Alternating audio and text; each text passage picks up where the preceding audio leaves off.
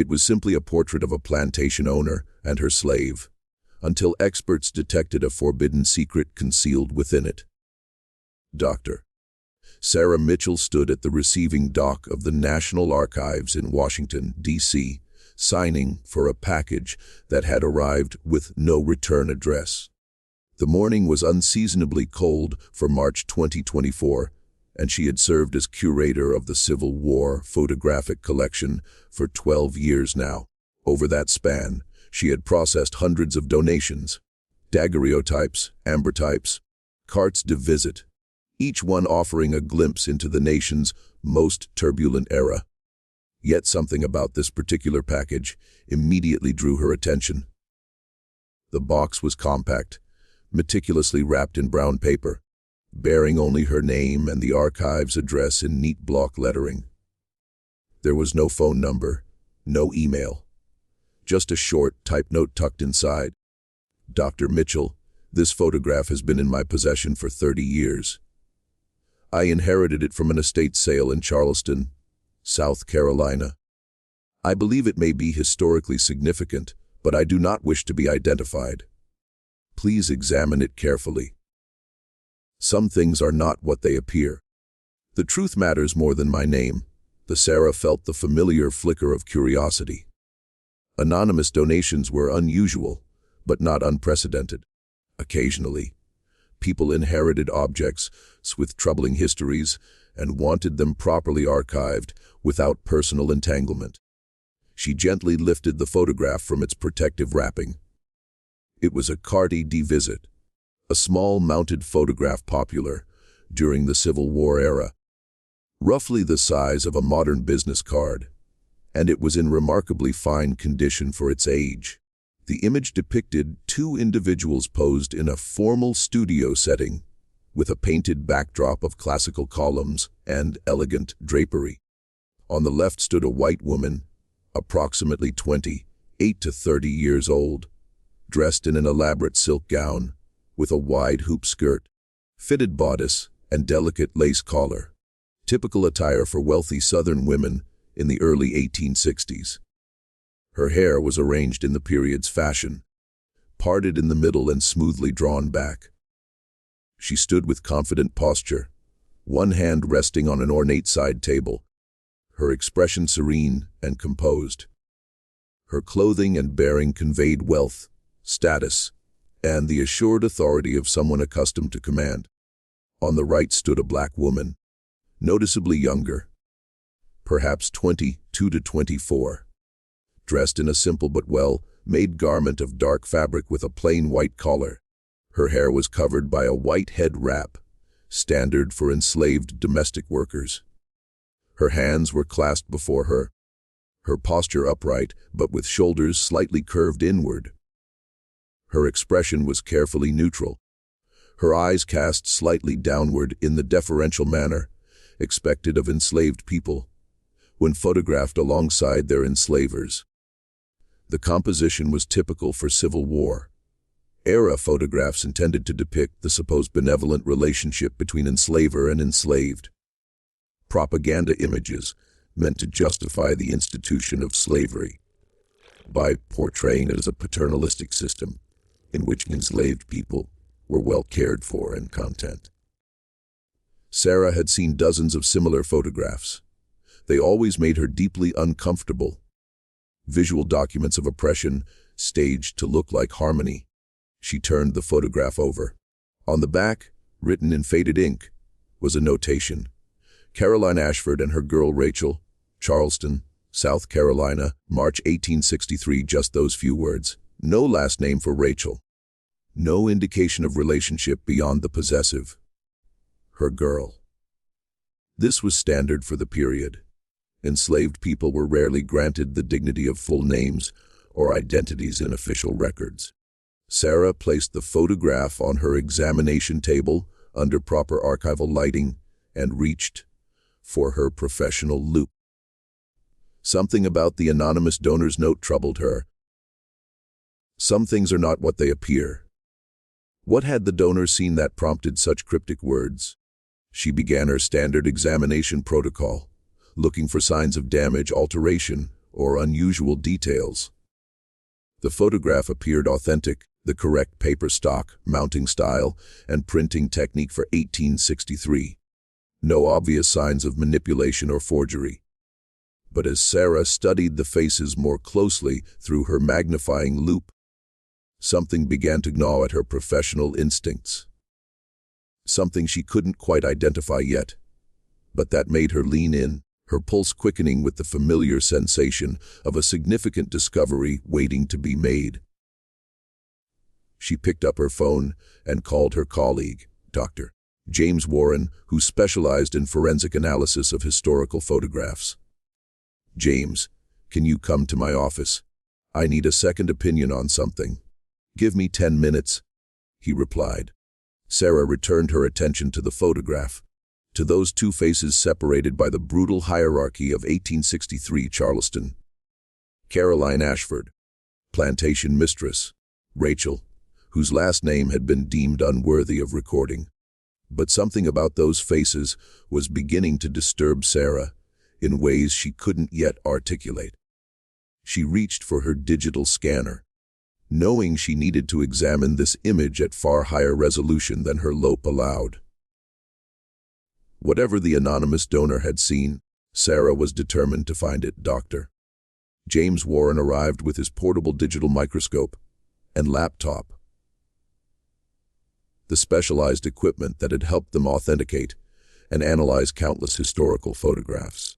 He was in his mid-40s, methodical and precise, with the patient demeanor of someone who understood that historical truth often revealed itself slowly, detail by detail.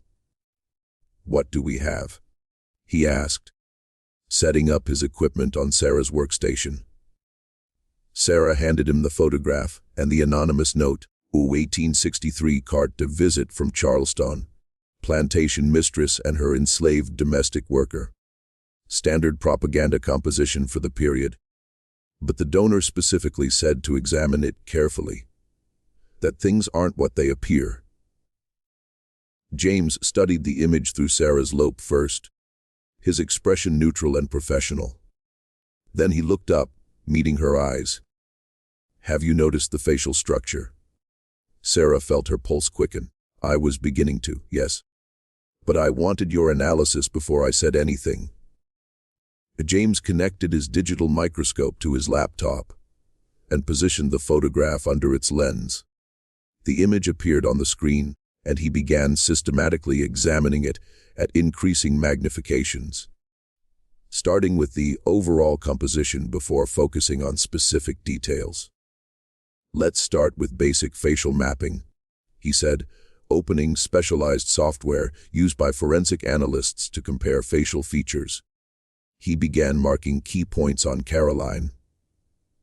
Ashford's face: the distance between her eyes, the width of her nose, the angle of her cheekbones, the shape of her jaw, the positioning of her ears relative to her eyes. Then he moved to Rachel's face and began marking the same measurement points.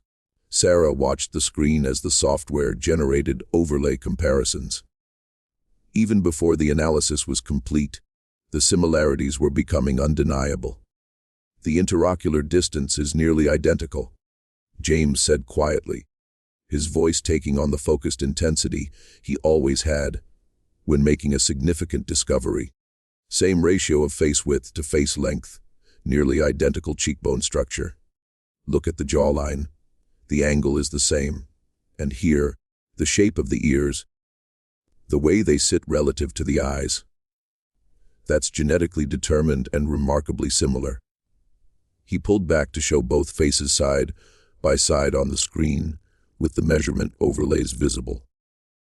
"Sarah, these two women share significant facial structure similarities, more than would be expected from random chance." Sarah leaned closer to the screen, her mind racing through the implications. "Familial relationship, almost certainly," James confirmed. "The degree of similarity in this many facial features strongly suggests they share close genetic heritage. Sisters, possibly, or mother and daughter, though the age difference looks too small for that." Sarah felt a chill run through her. She had studied enough about the antebellum South to know exactly what this likely meant. White plantation owners routinely raped enslaved women. The children born from that violence were themselves enslaved. Half-siblings to the white children of the household, but treated as property rather than family. If they're sisters, Sarah said slowly, that means Caroline Ashford's father raped an enslaved woman and then enslaved his own daughter. James finished grimly. It wasn't uncommon. Historians estimate that a significant percentage of enslaved people in the antebellum South had white ancestry, usually through rape by enslavers. But to have photographic evidence this clear, with facial structure this similar, this is extraordinary documentation. Sarah stood and walked to her window, looking out at the Washington traffic below, trying to process what they were uncovering. The anonymous donor knew. That's why they said things aren't what they appear. This photograph wasn't just propaganda about the supposed benevolence of slavery. It's documentation of a white woman enslaving her own half-sister. We need more evidence before we can make that claim definitively, James cautioned. Facial similarity is suggestive but not conclusive. We need historical records, birth records, plantation documents, family genealogies, and ideally, if we can find living descendants, DNA analysis would be definitive. Sarah turned back to the photograph on the screen. The note mentioned an estate sale in Charleston 30 years ago, in 1994. If this photograph came from the Ashford family estate, there might be other documents, letters, plantation records, family Bibles. We need to find out everything we can about Caroline Ashford and her family. James nodded, already typing notes into his laptop. I'll start with Charleston historical records. The Ashford name should be well documented.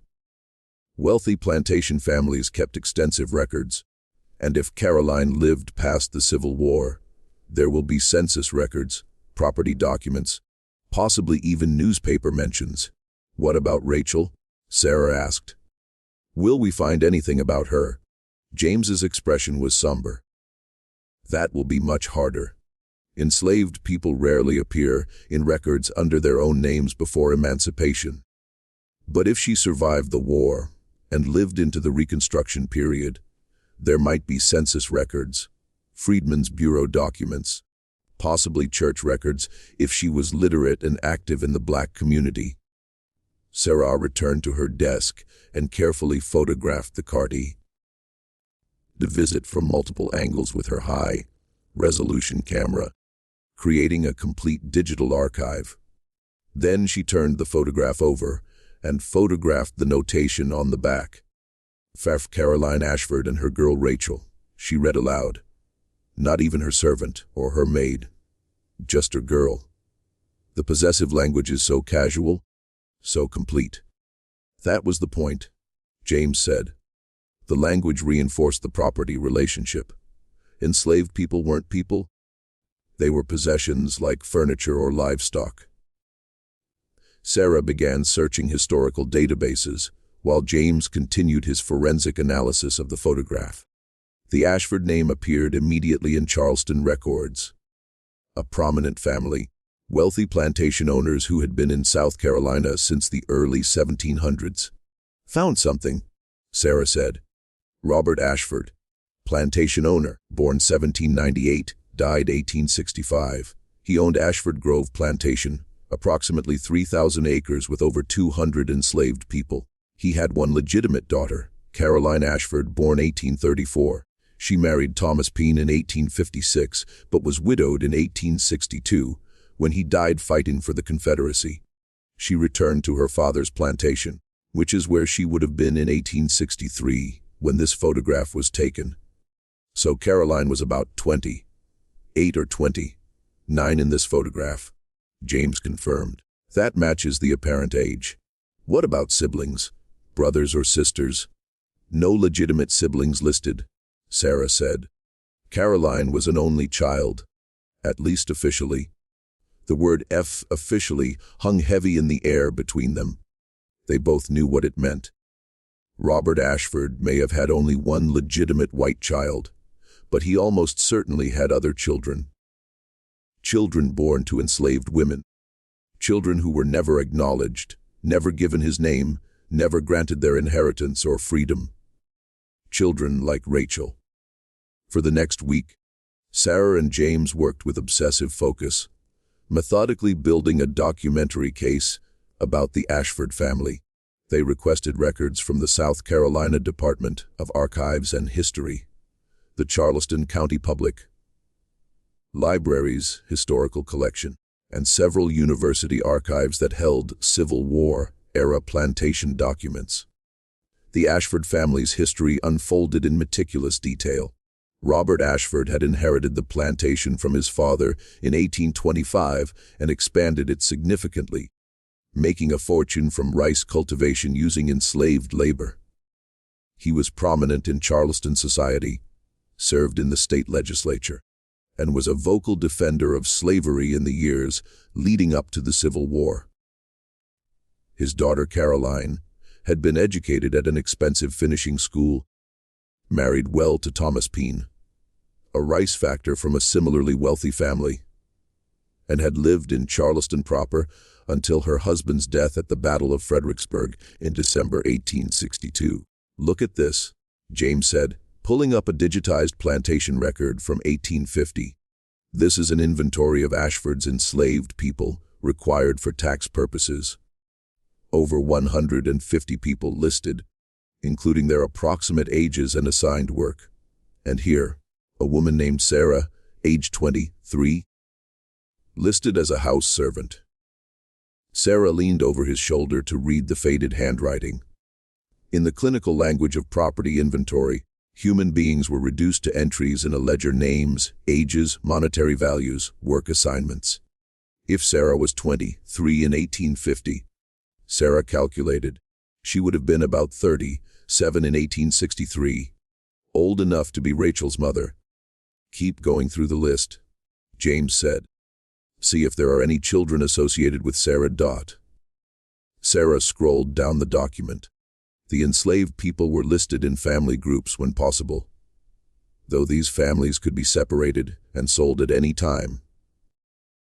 Under Sarah's entry, there was a notation: one child, female, age 3, named Rachel Bill. There, Sarah breathed. Rachel, age 3 in 1850. That would make her about 16 or 17 in 1863.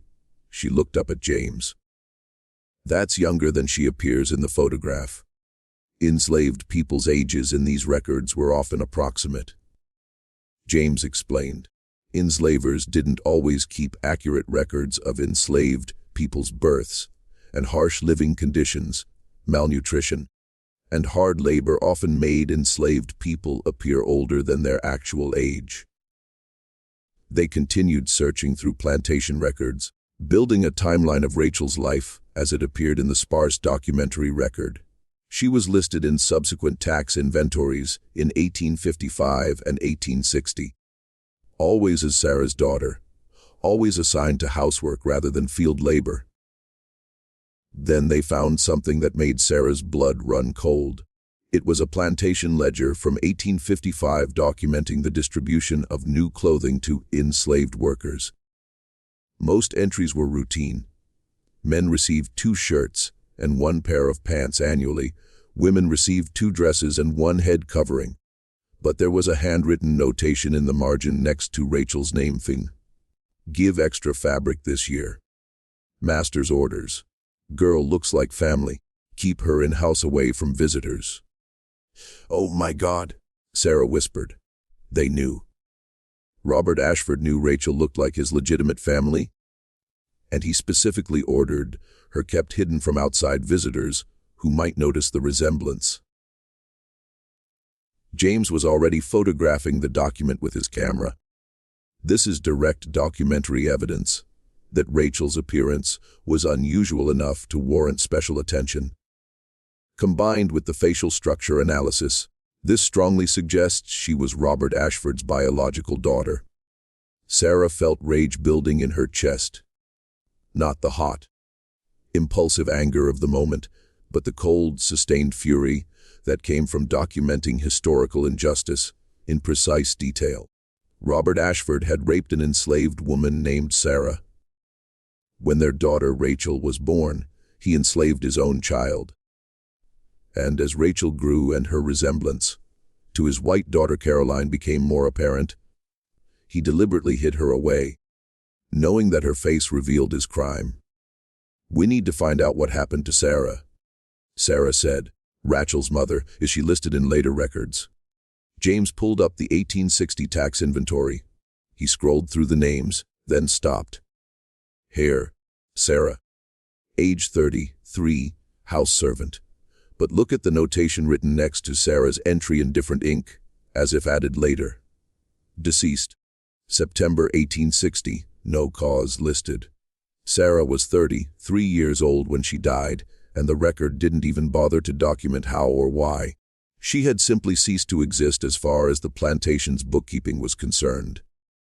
"So Rachel lost her mother in 1860, Sarah said quietly. "She would have been about 13 years old. And then she was left alone in that house, enslaved by her own father and half-sister." They continued their research, finding more pieces of Rachel's life scattered through fragmentary records. She appeared in Caroline's personal diary. James had located a transcribed version in a university archive, but only as "the girl Rachel," or "my maid."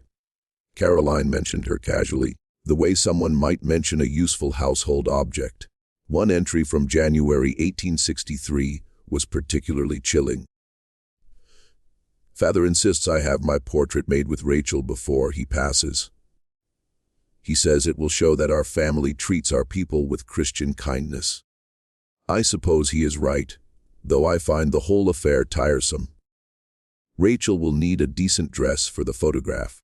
I shall have my old blue silk altered to fit her." "The photograph was Robert Ashford's idea," James said.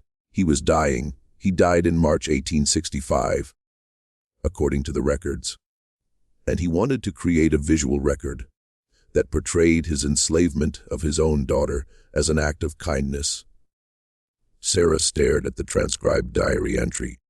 Caroline had written about posing with her half-sister for a propaganda photograph with the same bored tone she might use to describe any tedious social obligation. There was no indication she understood or cared about the profound injustice of the situation. "We need to find descendants," Sarah said. "Both Caroline's white descendants and Rachel's descendants if she had children. DNA analysis could definitively prove they were sisters. And if we can prove it," James added, "this photograph becomes something extraordinary. Documented evidence of one of slavery's most hidden crimes, the enslavement of one's own children." While James continued searching for genealogical records, Sarah returned to the photograph itself. The anonymous donor's note kept echoing in her mind. "Please examine it carefully. Some things are not what they appear." They had found the facial similarity, the historical records documenting Rachel's presence in the Ashford household, even Caroline's diary entry about the photograph session. But Sarah had the persistent feeling there was something else, some additional detail hidden in the image itself. She set up her professional scanner, a high-end flabid model capable of capturing resolution far beyond what the human eye could perceive, and carefully positioned the Cardi visit. The scanning process took nearly 30 minutes at maximum settings, creating a digital file so large it required specialized software to open and examine. When the scan was complete, Sarah loaded it onto her large monitor and began the painstaking process of examining every millimeter of the image at extreme magnification. She started with the background. The painted studio backdrop, the floor, the ornate side table where Caroline rested her hand. Nothing unusual there. Standard studio props of the period.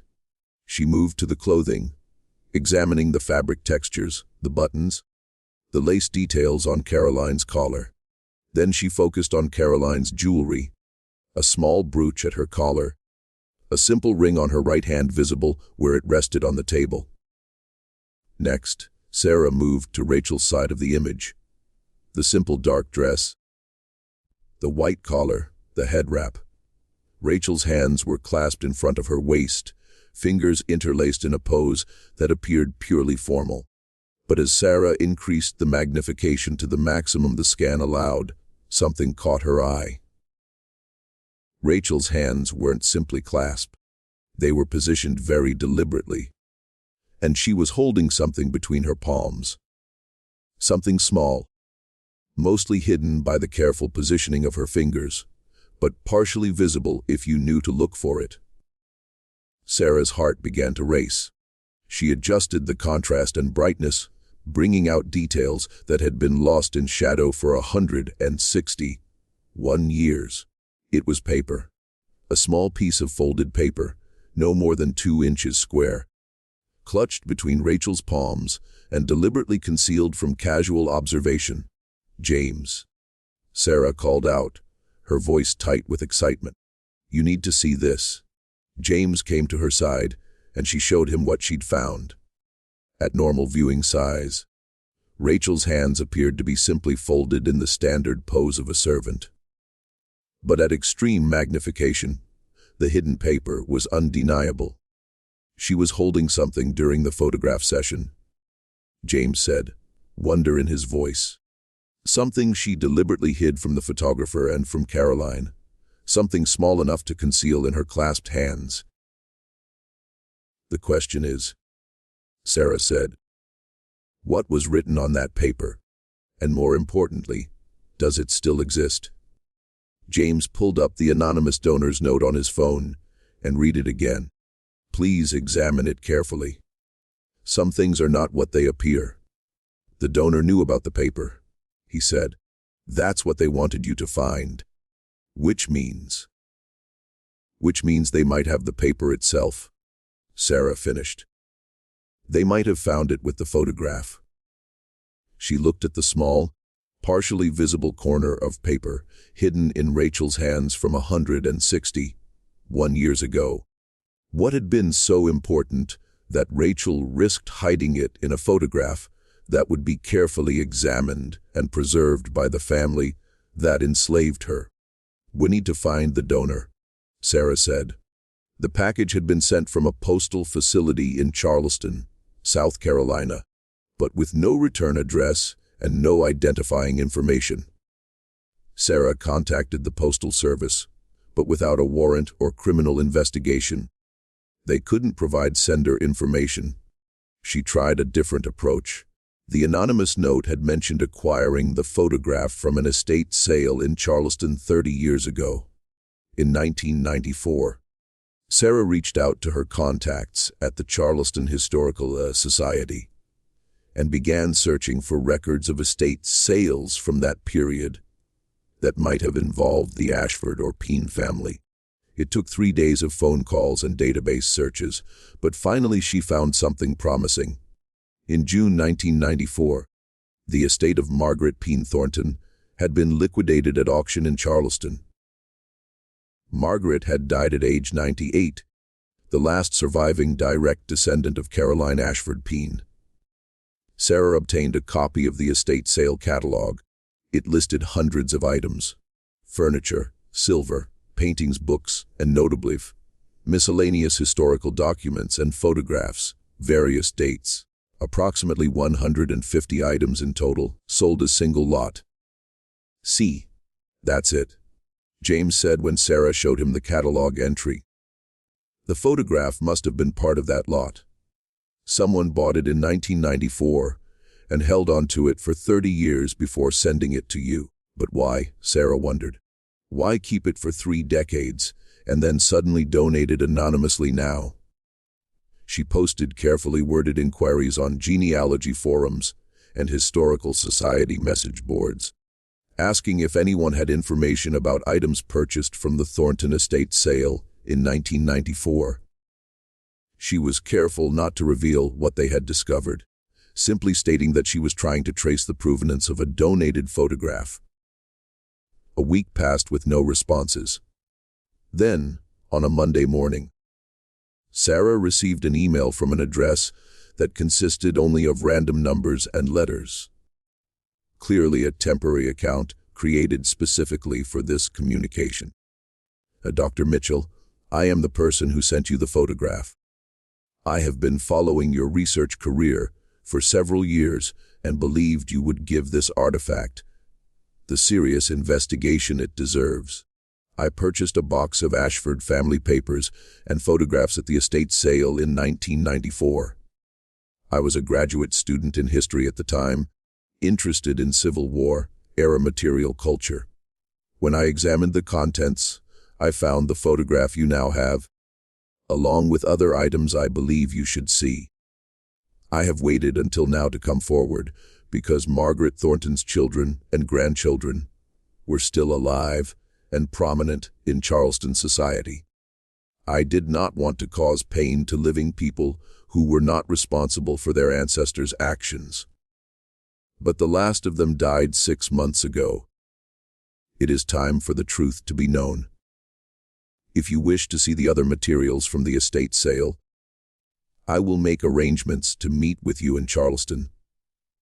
I still prefer to remain anonymous for personal reasons, but I will provide you with everything I have. Reply to this email if you're interested.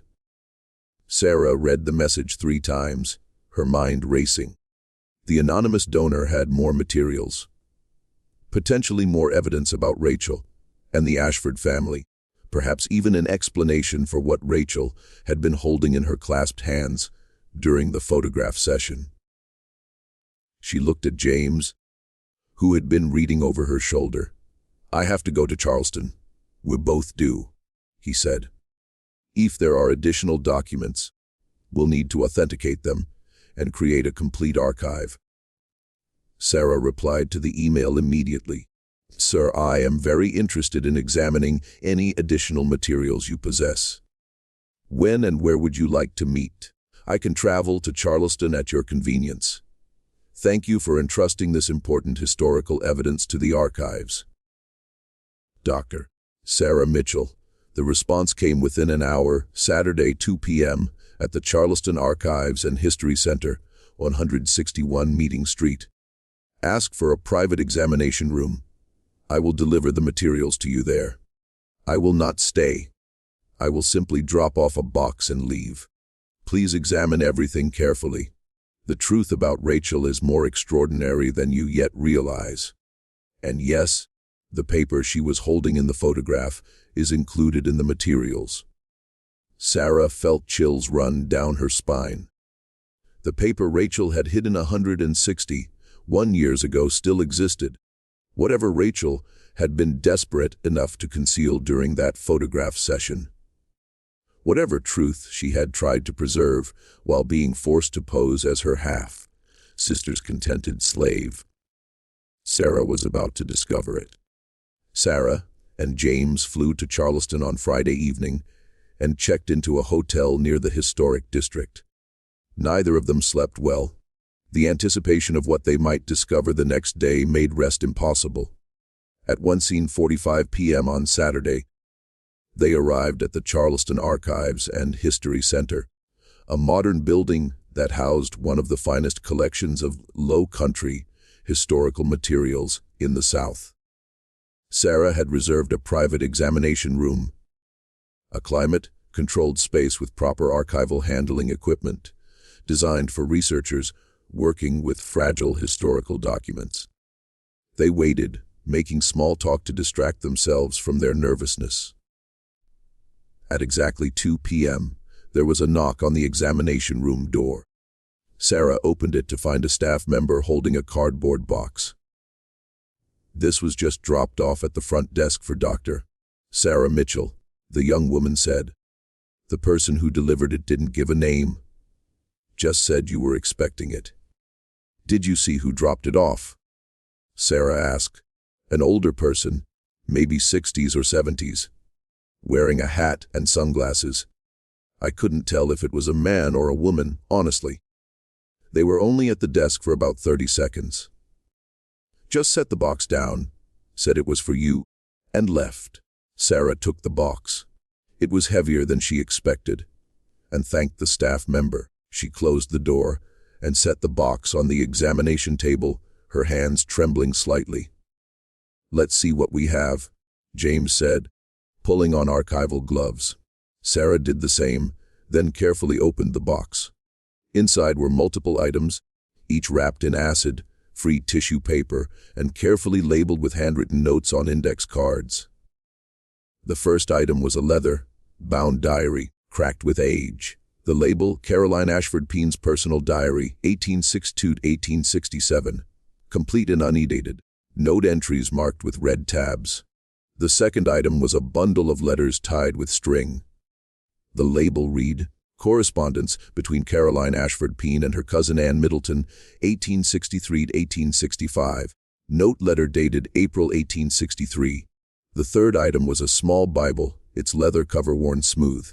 The label read EF, Bible from Ashford Grove Plantation. Check the births and deaths page. Handwritten entries.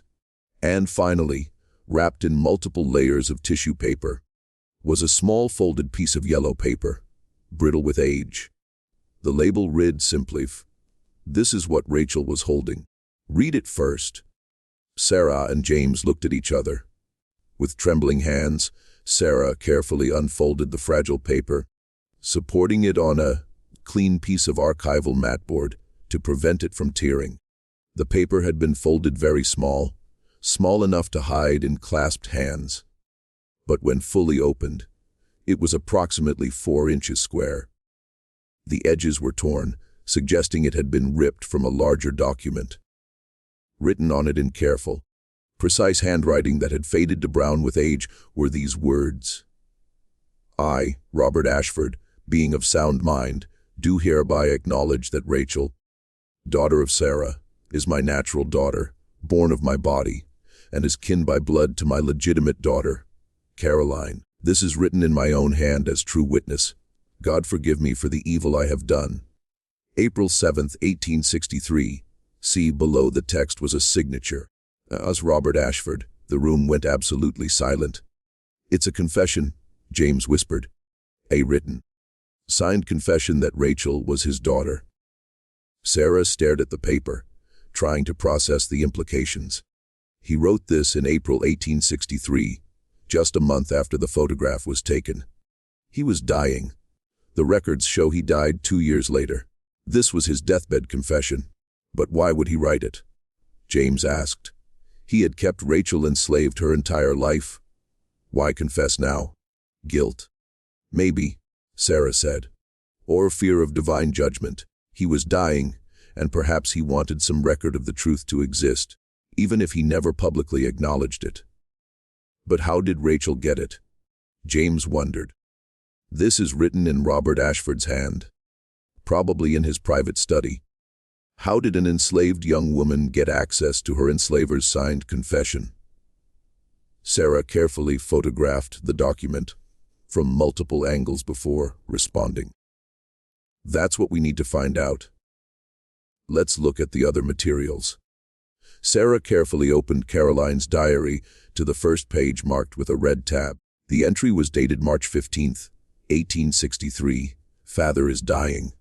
The doctor says his heart is failing and he has perhaps 6 months remaining. He has become moody and speaks constantly of his sins and fears of judgment. This morning, he asked me to bring the girl Rachel to his study, which I found peculiar, as he has never taken particular interest in her before. They spoke privately for nearly an hour. When Rachel emerged, her face was strange. I cannot describe it. Not quite tears, but something profound. Father would not tell me what they discussed. He only said that he had made his peace with something that had long troubled him. The next marked entry was dated April 10th, 1863. F. Something extraordinary and troubling has occurred. 3 days ago, Father called me to his study and confessed something that has shaken the foundation of my understanding. He told me that the girl Rachel is not merely our servant but my half-sister. that her mother Sarah was his. "I cannot even write the word," he said. He had written a document acknowledging this fact, and had given it to Rachel herself, telling her she was his daughter and asking her forgiveness. I was horrified. I asked him if he intended to free Rachel, to acknowledge her publicly. He said he had not the courage for that, but that he wished her to know the truth privately, and to have his written word as proof, should she ever need it. He asked me to treat her with more kindness, as she was my sister. I do not know what to think or feel. My world has turned upside down. Sarah felt her throat tighten as she read. Caroline had known. After the photograph was taken, she had learned that Rachel was her half-sister, and Robert Ashford had given Rachel his written confession directly. The next marked entry was dated June 2nd, 1863 fix. "I'm trying to fulfill Father's wish to treat Rachel with more kindness, but I find it difficult. The habits of a lifetime are not easily broken. She is still a Negro, still a servant, regardless of whose daughter she may be. Today, I asked her if she still possessed Father's paper, the one acknowledging her parentage. She said she kept it hidden and safe. I asked where. She would not tell me. I was angry at first. How dare a servant refuse to answer me? But then I remembered that she is also my sister, and perhaps she has a reason not to trust me with such information. Father died last month. The paper is all she has of him, the only acknowledgement she ever received of her true identity. I suppose I cannot blame her for guarding it carefully." Sir James was reading over Sarah's shoulder. So Rachel kept the confession hidden somewhere, and when the photograph was taken in March, she concealed it in her hands, right under Caroline's nose. "It was an act of defiance," Sarah said. "Maybe the only act of defiance she could safely make. She couldn't speak the truth. She couldn't publicly claim her identity. But she could hide the proof of it in a photograph that was meant to show her as a contented slave. She was literally holding the evidence that everything in that photograph was a lie." They continued through the diary, reading entry after entry that documented the strange, twisted relationship between the two half-sisters. Caroline never freed Rachel. She continued to treat her as a servant, even while acknowledging privately that they shared a father. The cognitive dissonance in the diary entries was striking. Caroline writing about "my sister Rachel" in one sentence and "my maid" in the next, never quite able to reconcile the contradiction. Then they found the entry that changed everything. It was dated December 28, 1865. "Rachel has left. She simply walked away 3 days ago and has not returned. She waited until the war was fully over, until the Abolition Amendment was ratified, and there could be no question of her freedom. Then she took her few belongings and Father's paper, I'm certain, and departed without a word.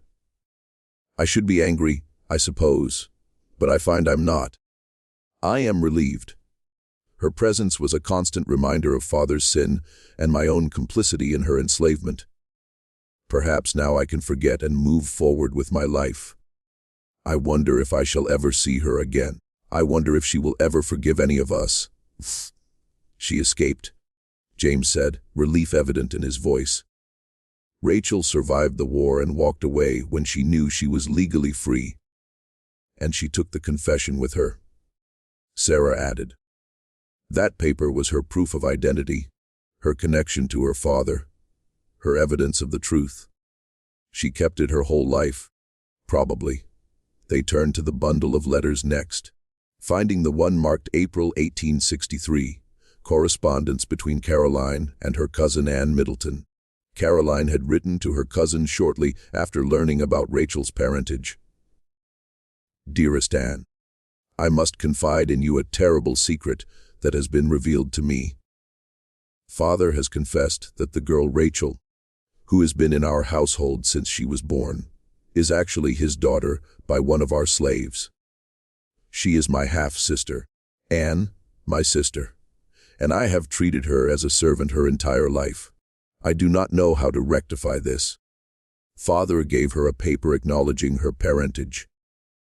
But what good is a paper when she remains enslaved? Yet I cannot free her. The scandal would destroy our family's reputation, and I would be shunned by society.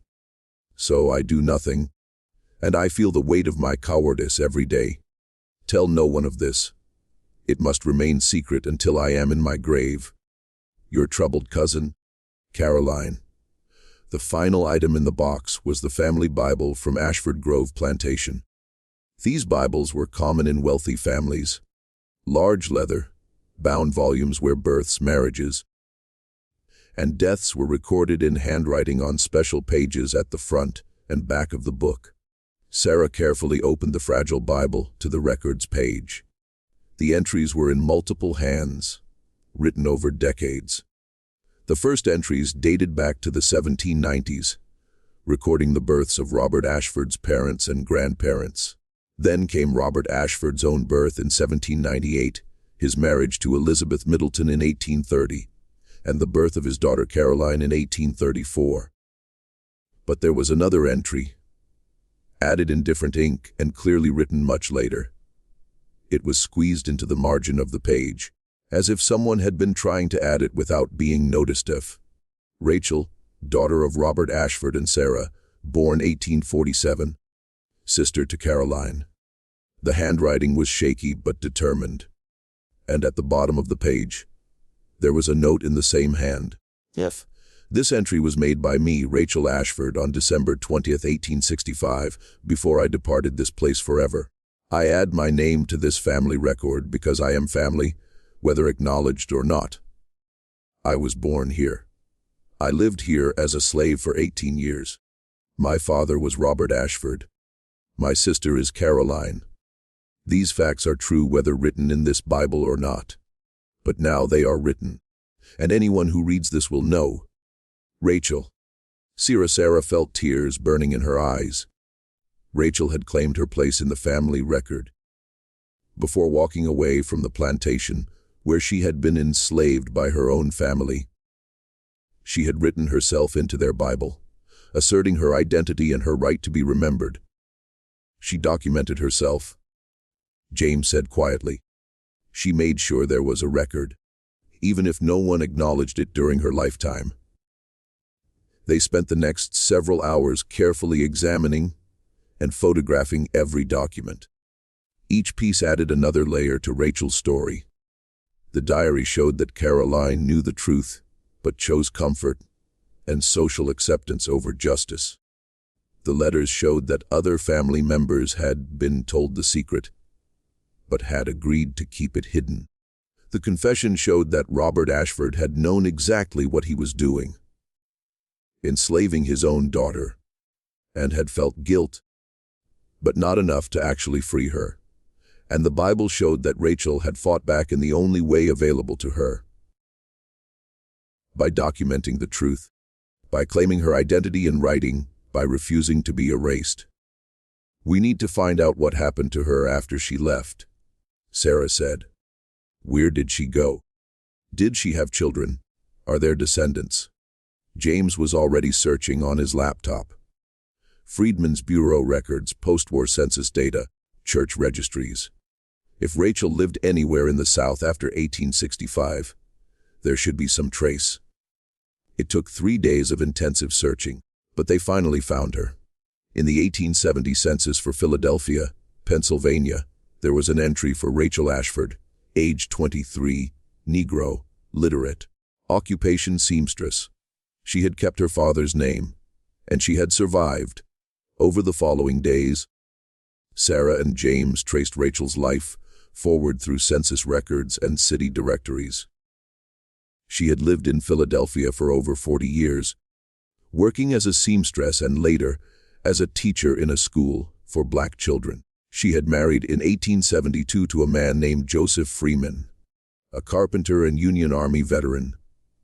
They had 3 children: Robert, named after her father, perhaps as an act of reclamation; Sarah, named after her mother; and Caroline, named after her sister. suggesting Rachel had somehow made peace with that complicated relationship. Rachel Freeman had died in 1912 at the age of 65, surrounded by children and grandchildren. Her death certificate listed her parents as Robert Ashford and Sarah. Even at the end of her life, she had claimed her full identity. 4 months after receiving the anonymous package, Sarah successfully traced living descendants from both Rachel's and Caroline's family lines. From Rachel's side, James Freeman, a retired teacher in Baltimore, and his sister, Dr. Patricia Freeman Johnson, a physician in Atlanta. From Caroline's side, Elizabeth Peen Harrison, an attorney in Charleston, and her brother Michael Peen, a business consultant in Virginia. The black descendants responded with emotional validation. James Freeman revealed that family stories had always told of an ancestor enslaved by her own white father, but they thought it was exaggerated legend. Learning that Rachel's confession paper, the Bible entry, and all documentation were real brought tears and relief. "Rachel deserves to have her truth confirmed by science," he said, immediately agreeing to DNA testing. Patricia Freeman Johnson expressed similar feelings, noting their family always knew of white ancestry through rape, but never knew the full horror of a father enslaving his own daughter. The white descendants initially resisted. Elizabeth Peen Harrison refused to believe her family could have committed such an act, calling the research absurd and threatening legal action. However, her brother Michael responded differently, admitting he had always suspected dark secrets in their family history and agreeing to face the truth, whatever it revealed. DNA testing conclusively proved that Rachel and Caroline were half-sisters, sharing the same father. The results were irrefutable. Genetic markers showed a sibling relationship with 99.9% certainty across multiple testing companies. Sarah organized a press conference at the National Archives, displaying the 1863 photograph alongside the forensic facial analysis. Robert Ashford's written confession, Caroline's diary entries, and the family Bible with Rachel's handwritten claim to her identity. The story went viral immediately, covered by major news outlets worldwide. Elizabeth Peen Harrison eventually faced the evidence and issued a public statement acknowledging her ancestors' crimes and apologizing to Rachel's descendants. The two families met privately, a deeply emotional encounter where they examined the photograph together. Seeing Rachel holding her father's confession in her clasped hands, her act of silent resistance preserved for 161 years.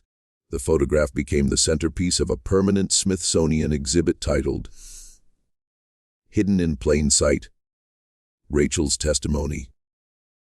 Rachel's descendants finally had irrefutable proof of what their grandmother had always told them. The respectable Ashford Peen legacy was permanently rewritten to include the truth: a father who enslaved his own daughter, and a young woman who refused to be erased.